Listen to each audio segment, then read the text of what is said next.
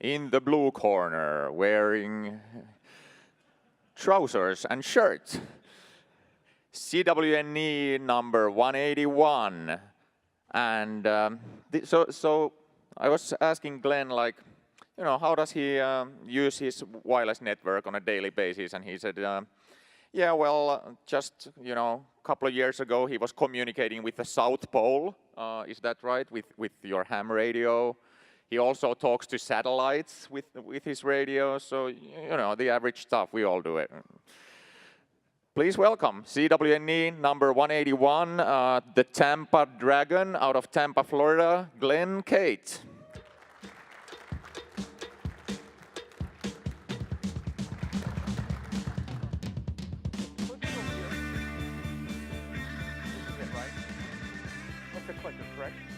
Okay, let's see it.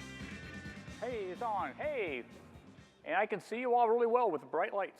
So, hey, well, my name is Glenn Cate, and I'm really glad to be here.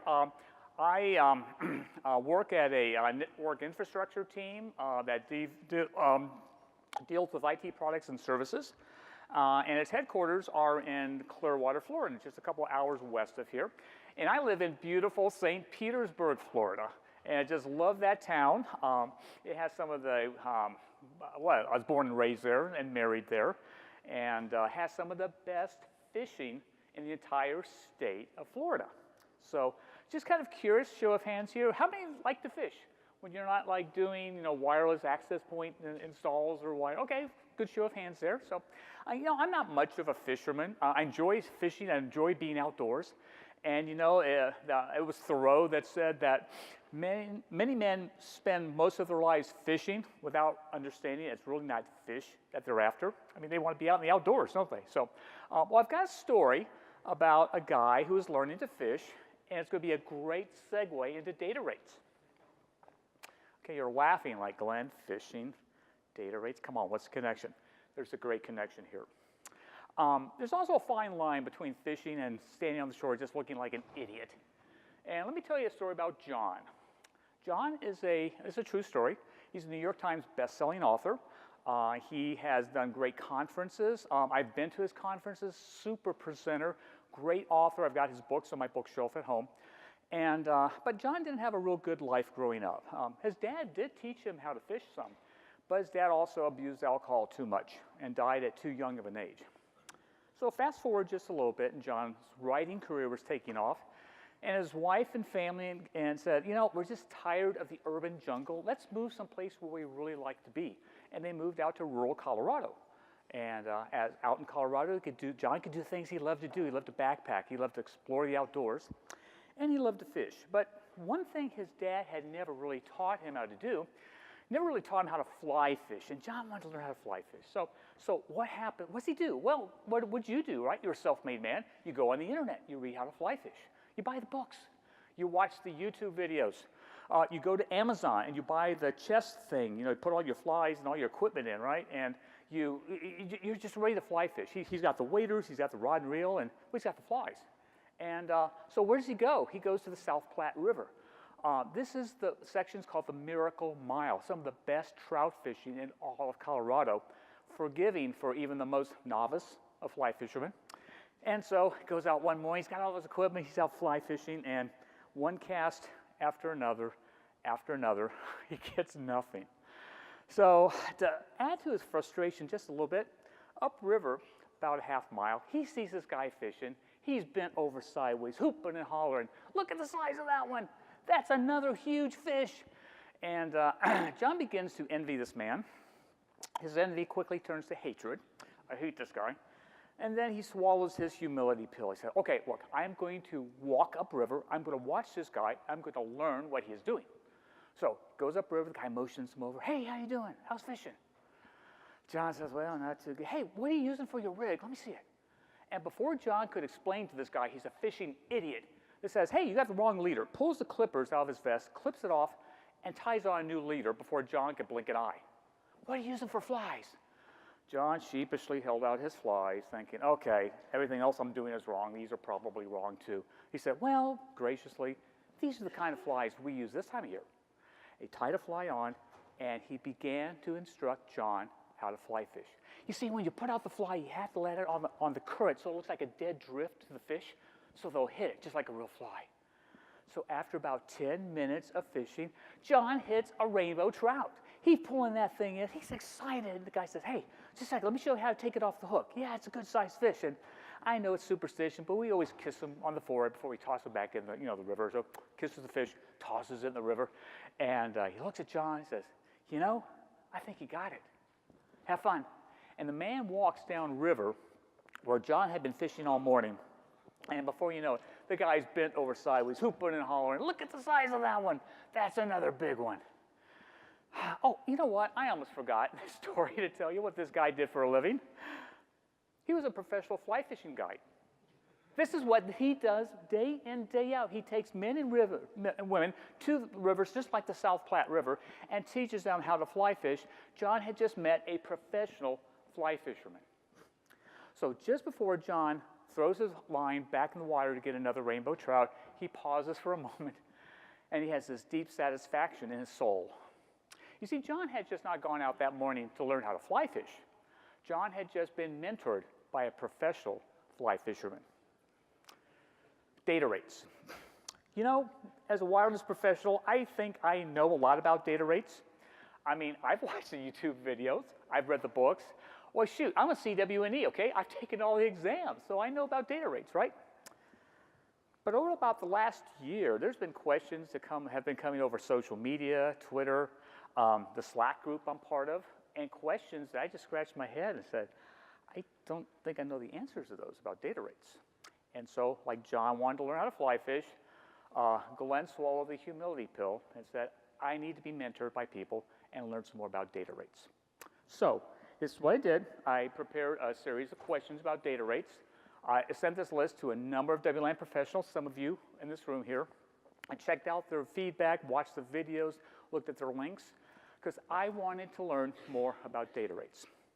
Now, why are data rates important as wireless professionals in our networks? We know they're an integral part of 802.11, right? It helps with WLAN efficiency and performance. Speed is critical in Wi-Fi, yes. Channel utilization, high capacity, all these things make a difference when we talk about data rates. So, are you ready for the first question I sent out to my mentors? You want to see that? Okay, buckle up because this will be a wild ride, right? Okay, question number one. What would you say in a 20-second elevator speech to answer the question, what is a data rate? Great feedback from my mentors. Data rate is the speed at which data is transferred between two devices, generally measured in megabits per second. Data rate is the number of bits per second the file layer carries during a single frame transmission. Data rate is the modulation rate at which a frame is sent at depending on a million environmental variables. I think my mentor may have just exaggerated a little bit, but aren't there a lot of things that affect a data rate? Sure there are. Again, these are 20-second elevator speeches. These are big, long dissertations. Data rate is the speed and not actual throughput. We know aggregate throughput is usually 30 to 50% of data rate speed due to medium access methods. And MCS variables control data rate bandwidth. One of my mentors said, I like to use this term in my teaching, data rate bandwidth. Medium contention and RF environments determine what the actual TCP throughput is for a radio. So, now, how can you tell what data rate your device is working at? Well, you use Wi-Fi Signal by Adrian Granados, of course. Now, someone said the other day, hey, it's only for the Mac, Glenn. One of my mentors said, someone asked him the question the other day, I've only got a PC, so how do I put Wi-Fi Signal on my PC? Simple, it's 2 steps. 1, buy a Mac. 2, install Wi-Fi Signal. So, piece of cake. So, look at this screenshot from the awesome Cate network in beautiful St. Petersburg. Look at that speed, 1053 megabits per second. Now, I know I'm using 80 megahertz bonding. The next nearest 5 gigahertz network in my network is like 2 miles away, so I can do that. Actually, I've got an AP in my garage for my water heater control, so that's the closest 5 gigahertz channel to me. Signal, noise, and everything. Now, you say, that's great about data rate, Glenn. What about throughput? Okay, I'm going to show you about throughput, but before I do, we have to take the oath, okay? Raise your right hand, repeat after me. I promise not to laugh at Glenn's next slide. Okay, thank you. Here's my throughput. You took the oath, and you're laughing. Okay, I don't have the best throughput at home. I'm actually, if Google Fiber was in my neighborhood, yes, I would have it signed up, but I don't have that there. So throughput, okay, data rates and throughput are two different things. Now, in this presentation, I am going to try my best to keep data rate and throughput separately, but they tend to get mixed together. We as industry professionals mix those up too, don't we? We try not to, but as I looked at this, I thought about just talking about the purity of just the data rate. I'm thinking that would be kind of a boring presentation because data rates affect everything else in our wireless networks, don't they? So we're going to be talking about data rates, we're going to talk about throughput, we're going to be talking about a lot of these subjects, and we're going to try to keep them apart, but sometimes they do merge together. Now, wouldn't it be nice if all of our Wi-Fi devices and APs all took polite turns and they used really high data rates? I mean, it would look like a beautiful ballroom dance. I mean, look at these strongman APs culling their clients, keeping them very close. No problems in contention domains. We have healthy domains here. There are no microwaves going off in the back room. And of course, the APs are so close to their lady clients, they're using really, really high data rates, okay? So that's what I think our networks need to look like. But in reality, I kind of think this is what our networks look like. You know, it's a barroom brawl scene, and lots of contention, and there's no channel reuse, just lots of activity. Now, I know Gustavo mentioned earlier today about CSMA-CA. You're saying, Glenn, this isn't Wi-Fi. Those people are hitting each other. That's collision detection. I said, I want you to rest assured that these guys are bad shots, okay? There is no fist-to-face contact in any of these fights here. This is collision avoidance, okay? And now, the guy on the left with the bugle, yeah, he's the controller. And if you look at the disorder going on, he really needs a code upgrade. Okay, evolution of data rates. We know back in 1997, where do we start? 1 and 2 megabits per second. And we say that's slow, right? But that's a lot faster than 0 megabits per second. And we go through then alphabet soup, 11A, 11B, G, N, where MCS started. And then we have AC, and then, of course, AX. And I know you're saying, Glenn, 9.6 gigabits a second? Really? Well, that's what they are saying. That's what I saw on a slide. But we'll see if that's not the perfect lab environment. Now, I want to talk about data frame rates, but I didn't want to avoid frame rates for management and control frames, because that's important too in our networks, is it not? And so let's just touch on management control for a second before we get back into data rates. And, you know, I like to use the term, what is a data frame? It's the bouncer. It gives permission who can come onto a network and who can't. You know, the bouncer has a list of rules called the beacon frames, right? Gives permission to come into the network association, gives permission to come back into the network, a reassociation. And, you know, what does a bouncer have to do occasionally? Has to, like, kick the client out of the club, right? So de-auth and disassociation. So that's the way that you can kind of maybe remember management frames. But when you look at control frames, I think of the traffic cop. You know, what can a network do, or what can a station do on the network? RTS, CTS, CTS itself, ACT, control wrap, things of that nature. And then what we're really interested in is the data frames, right? That's the librarian. Okay, it's going to date me a little bit, but going through high school, this is how I did research. I went to the library, I checked out books, and that's how I did research. You can still go to libraries today, although we do a lot of our research on the internet, don't we? But, I mean, this is what it is. QoS, null, QoS data, aggregate frames. That's what we're really interested in, is data frames. Now, if you don't have a copy of the 2016 IEEE standard, I encourage you to download that and get a copy of it. But I was reading about frame rate selection, and the IEEE says this, that if no protection mechanism is used, a non-DMG station, which is our Wi-Fi stations, shall transmit the frame using a rate that is in accordance with rules defined in 10.7.5 and 10.7.6. Data and management frames are accompanied or shown in 10.7.5. Control rate frames are in 10.7.6. Now, I went through this section. I read it. I reread it. I read it over and over again. And I'm just going to summarize very briefly here. It is very detailed and it's very complex. The data rate frame selection depends on a number of factors. Is it a non-HT frame? Is it a VHT frame or an HT frame? Is it part of an AMPDU? If that control frame initiates a TICSOP, if it's a control response frame. Over and over again, I saw all these rules, and I said, I'm going to spend the next 40 minutes just explaining how frame rate selection happens. So I have summarized frame rate selection into very simple, and I'm not trying to be simplistic here, but just a simple way to remember how can you tell frame rate selection. So generally, management control frames are set at low frame rates. Why? So all stations on the network can understand them, okay? Now generally frame rates are set, data frame rates are set at faster frame rates. Now, nothing monumental there, we all know that, okay? But that's the only way I can really summarize that whole frame rate selection thing. And we're gonna be looking at some other ways that rates are set in just a minute here. But I wanted to say, okay, these generalizations actually play out? So I went to the third floor where I work. We've got a hodgepodge of Wi-Fi. I mean, we've got everything. We've got guest networks. We have vendors have their private networks set up there. We have BYOD networks, voice over Wi-Fi. We have a management network. I mean, we've got tons of wireless on our third floor. So I did some frame capture, several 100,000 packets, and this is what I found out. Management frames. Well, right now our management our network is set up as minimum basic rate, 12 megabits per second. Guess what? All these frames all came out 12 megabits per second. What about control frames? RTS, CTS, ACK, block ACK, 12 megabits per second. What about data frames?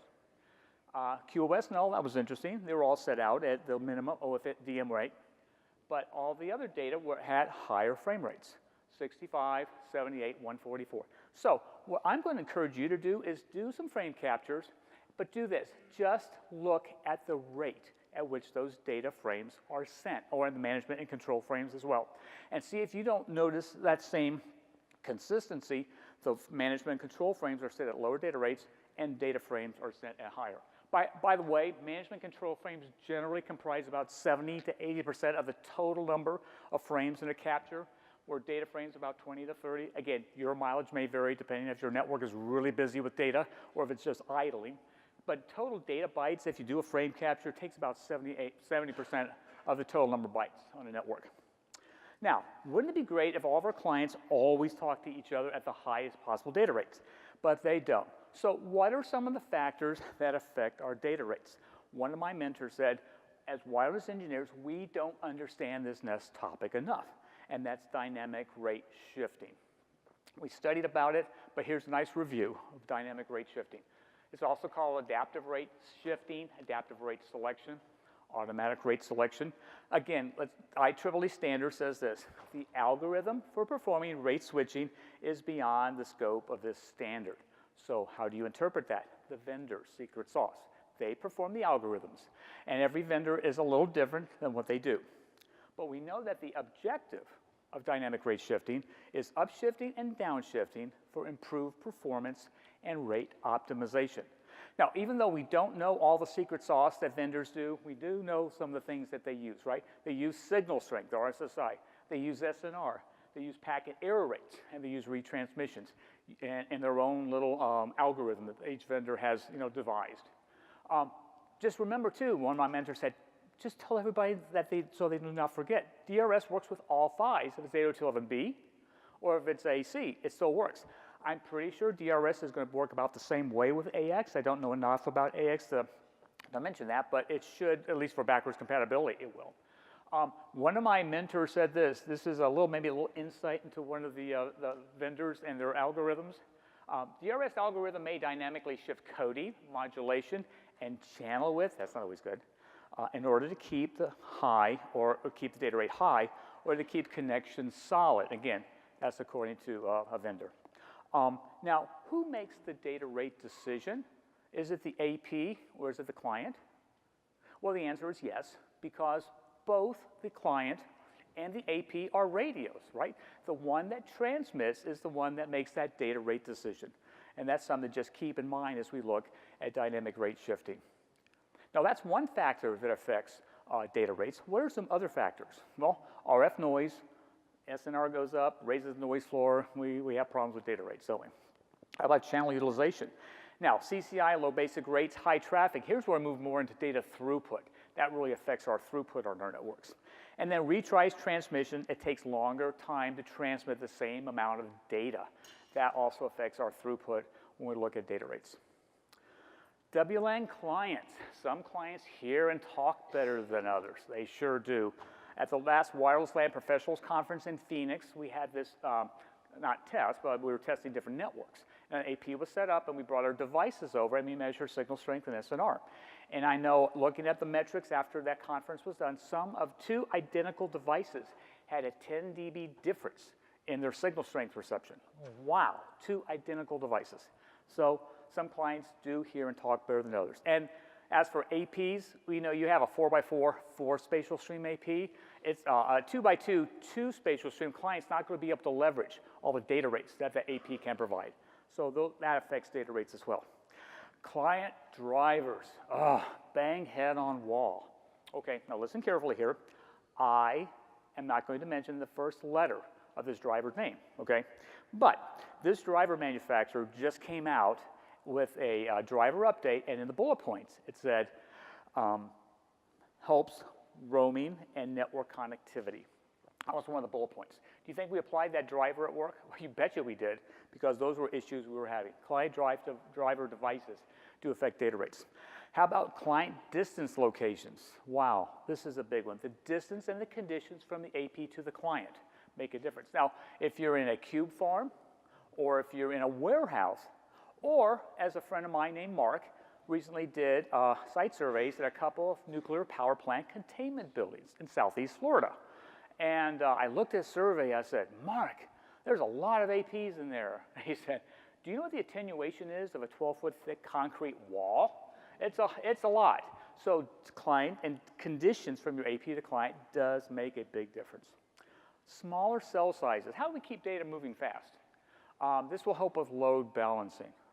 How about smaller cell sizes? Encourage stations to roam, associated with load balancing. And then smaller cell sizes disabling low basic rates, which brings me to my second question. You're designing a network, and you have the freedom to set data rates. What rates do you set, and why?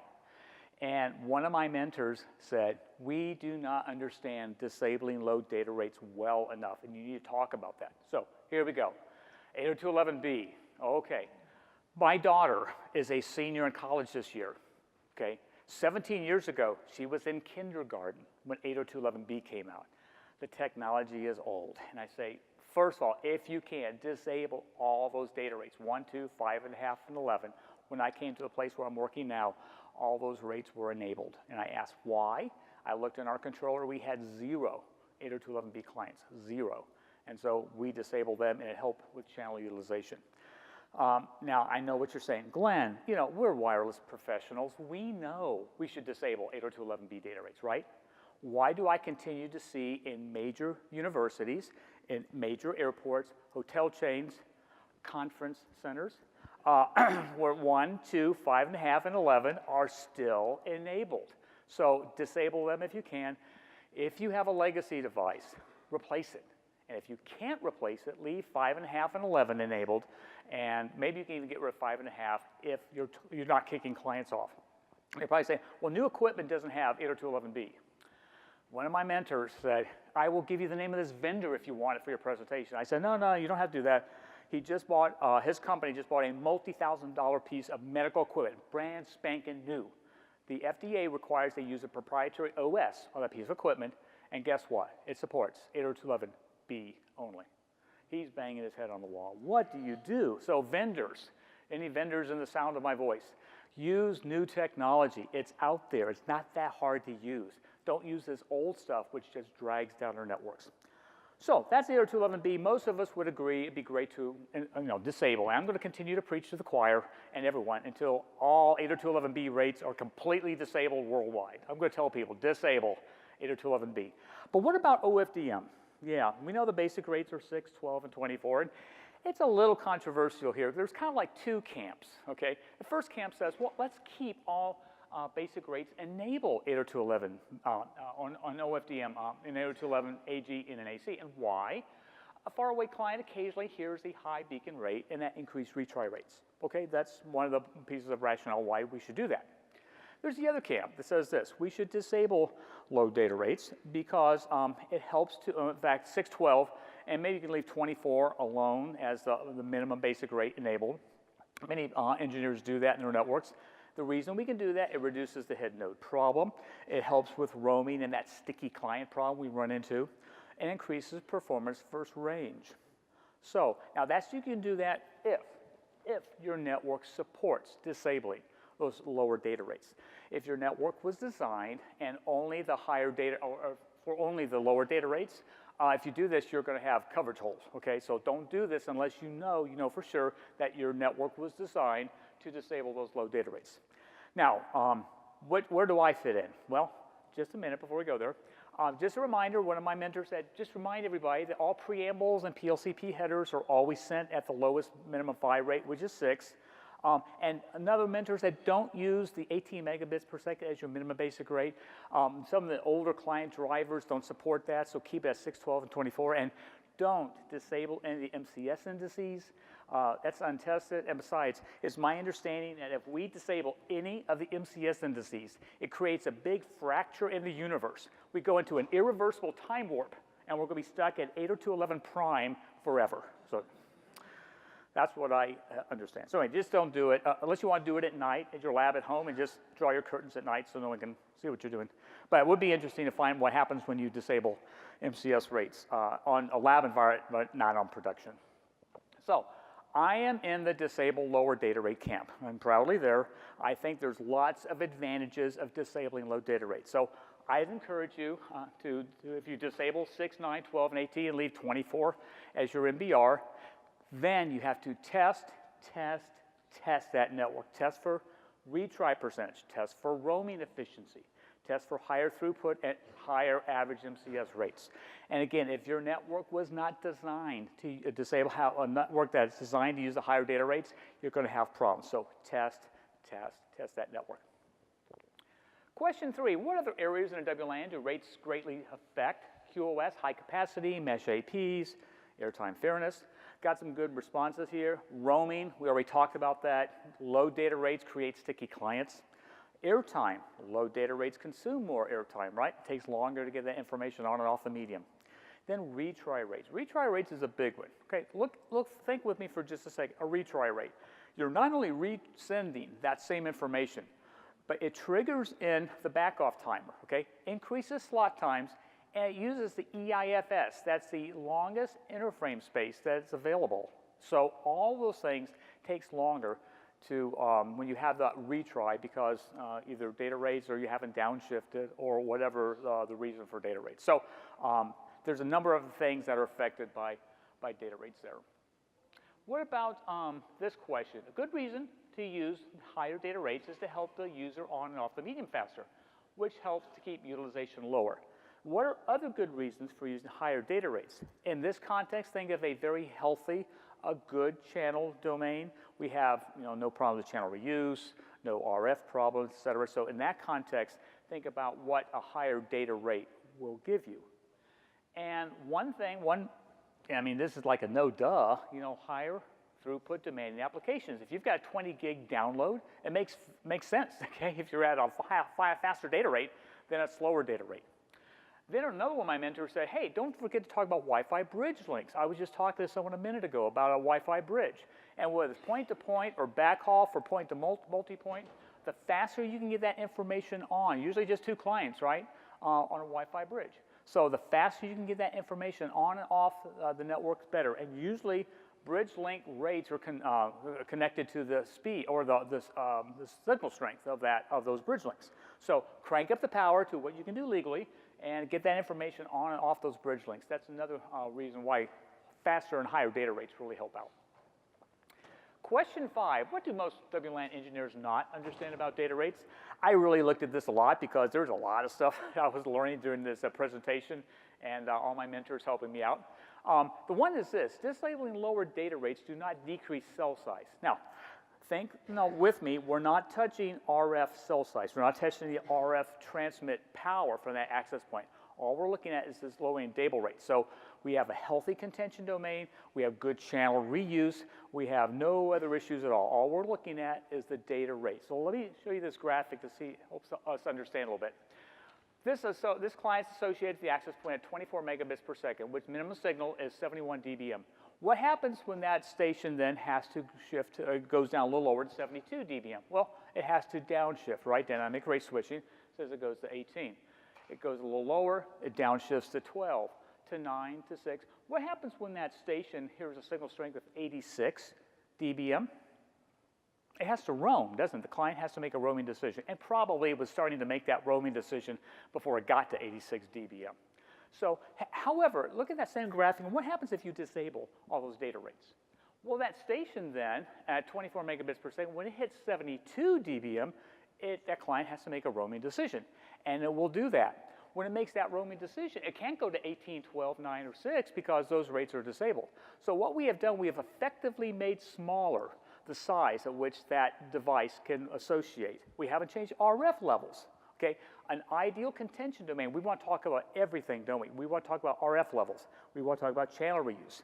We want to talk about data rates as well. So this is just one of those points that one of my mentors said we need to understand that what we are doing when we're lowering data rates, we're lowering the effective size, not the cell size of an RF perspective, we're lowering the size, the geographic size, or the area at which that client could be associated to that access point. Now, what about lower data rates correspond to specific modulations? Again, one of my mentors said we forget that. As we have lower data rates, we have less complex modulation, so we don't need a real strong signal. As that data rate goes higher, we need a higher signal strength to support that more complex modulation. That's another thing that one of my mentors said that many WLAN engineers just forget. How about AP and clients have different capabilities? Yep, we know that. Mentioned just a minute ago, you have a 4x4, 3 spatial stream AP and a 2x2, 2 spatial stream client. Guess what? That client cannot leverage those data rates that AP provides. Now, do transmit and receive data rates always stay the same? I took this almost straight from one of my mentors when he sent it to me in email because this is good stuff. Transmitter stations make the rate decision.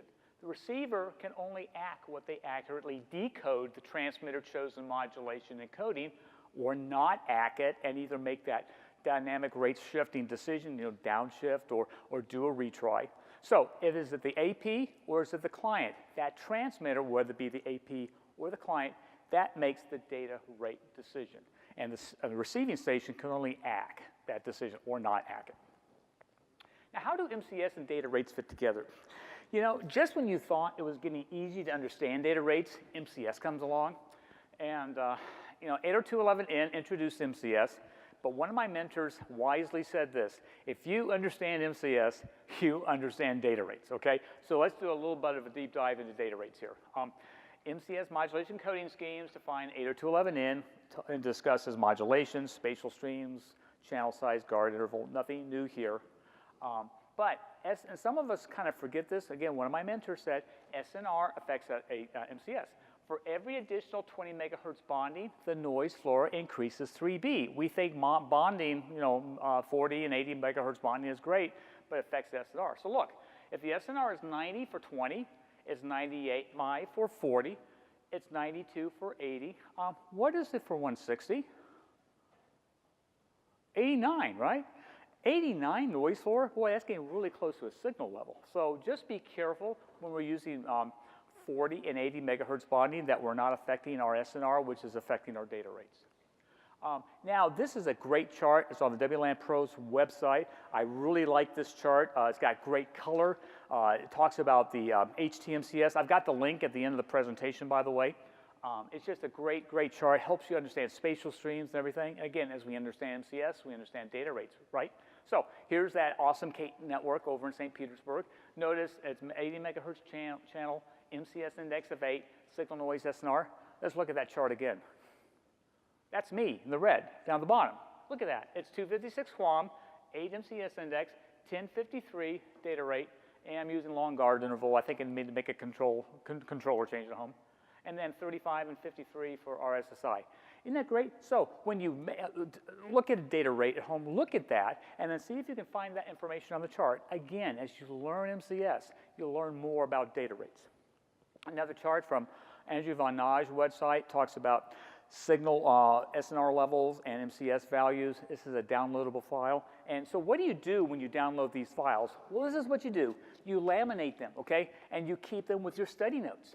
And you take your breaks at work and you go out and look at these things because you understand MCS and you're going to understand data rates even better. Another great site, some of you know Mike Albano's website, where he puts clients. If there's hundreds of clients, I think there's hundreds of clients, if there's quite a few. And I was kind of curious how many are 4 and 3 spatial stream clients. I found 1 4 spatial stream client, and I found 3 spatial stream clients. My MacBook just happens to be one of those 3 spatial stream clients. Most clients are 1 and 2 megabits per second. And just keep that in mind when you're looking at client AP capabilities and clients. Many clients do not support 3 and 4 spatial streams, and that's going to affect our data rates, are they not? If a device is not on there, send Mike a association request, PCAP. He'll put that information up there, so he'll have more and more information. There might be more than 4 and 3, but I know for sure that those are the only ones last time I looked. And just remember, MCS and data rates, individual devices perform differently. And if I mention it too many times, I'll mention it again. MCS, you'll learn MCS, and you'll learn data rates even better. Now, this is the part of my presentation that you've all been waiting for. You came here and you were thinking, I don't want to hear anything else Glenn talks about except this next slide, okay? Are we ready? Okay, drum roll, please. AX. From what you know about 802.11ax, how will data rates be affected by this new PHY? Okay. Yeah, I was going to do this Western Access pod, and there's a new PHY coming to town, but I didn't want to even try that, so. But there is a new PHY coming to town, isn't there? In fact, how close is 802.11ax from being here? Well, friends, AX is already here. I mean, isn't this a beauty? This is, I know some of you are thinking, Glenn, that's a Soho router. Come on, give us a break. Okay, we know technology is often deployed with Soho stuff first before it comes to enterprise. But I just think the antennas are cute. This is Broadcom silicones, 4x4 MIMO. The statistics say that it'll do over 1,100 megabits per second in the 2.4 gigahertz band, and it'll do over 4,400 in the 5 gigahertz band. I said, yeah, right. Where did they test this, But anyway, AX is coming, and I'm excited as you are as well. What do we know about AX? I don't want to spend a lot of information because there's a lot of AX information out there. But high efficiency wireless, uplink and download multi-user MIMO, OFDMA, we're going to be able to use that frequency space better. Backwards compatible with, I know, 802.11b is there. Just a second, I'll get back to that.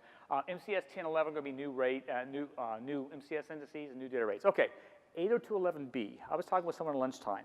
Said, what is this going to be? Protection mechanism on steroids? I mean, how are they going to make this work backwards compatible with 802.11b? I don't know completely.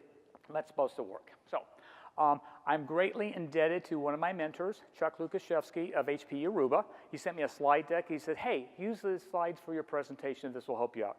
And so one of the slides that he sent me talks about 1024 QAM. And it's a 25% increase in PHY rates. Now, on the right, that's the constellation pattern. That's kind of small, isn't it? I know it's 10 bits per symbol. I know that to use 256 QAM, you pretty much have to have a strong signal, okay? Your client has to be pretty close to your AP. I imagine 1024 QAM is going to be very similar. But did you know how many new data rates will be introduced 802.11ax? Would you believe over 2,500 new data rates is going to be introduced with this new PHY? And here's another slide from Chuck's slide deck. And look, 2,544 new data rates. This is all the resource units that are going to be involved, all the new data or channel combinations, all the different bonding channel sizes. It's going to be pretty amazing. Chuck mentioned an email exchange with me. He said, we're going to be at the mercy of our controllers. There's going to be no way to manually change these things with 802.11ax. Now, one thing I like to do before I go off the AX slide is, you probably agree, there's a lot of fake news coming out about AX already. As wireless professionals, industry professionals, could I just ask us as a group of men and women, let's raise that bar when it comes to 802.11ax. Let's learn this technology and learn it well. So when that misinformation comes out, the Bible says we should speak the truth in love. And so when this wrong information comes out, maybe we can firmly, but kindly and lovingly tell people, that's not exactly what AX does. This is what the technology talks about. So as more and more seminars come out, AX, let's take those, let's learn that. So let's be those men and women of integrity in the wireless profession so that we can accurately describe this new PHY as it's deployed. So, I had a bonus question. What €1 would you use if you wanted to talk about data rates? mcsindex.com, that's a great one. Wi-Fi Nigel has a good one, sticky clients. 802.11, 2016 standard. Now, if you do not have a copy of the 2016 standard, I'm going to encourage you to download a copy. I did not have one before this presentation. So this is what I did. You go out to IEEE.org, set up your username and password, and then you go ahead and download that file. Yes, all 3,543 pages of the 2016 standard. And it's great to reference. And by the way, if you have problems sleeping at night, put this on your iPad, take it to bed, 2 or 3 pages, you're going to be sleeping like a baby, okay? Yeah, it's detailed, but it's good to have the standard and reference. Divergent Dynamics has a good link there on disabling low data rates. Mike Albano. And here are the downloads from Revolution Wi-Fi website and WLAN Pros as well. Wow, I feel like I've talked a lot over about the last 30-some minutes. And this has been a great presentation. I've enjoyed this. I've learned a lot about data rates. And if you've enjoyed any of this presentation, I've got 30 reasons why it was a good one. And my kudos to these data rate mentors who helped me so much during this presentation. They did technical consultation. They told me, hey, change this. They did typo setting. They told me, Glenn, don't say that. Okay, what should I say? And they helped me really understand more about data rates. So I'm very indebted and grateful to these men and women who helped me with this presentation. So I learned a lot about data rates in this presentation, but one thing that kept coming up over and over again is that there are rules that are associated with data rates. And if you obey those rules, you're going to have a pretty good performing wireless network. But if you disobey the rules, your network isn't going to work very well.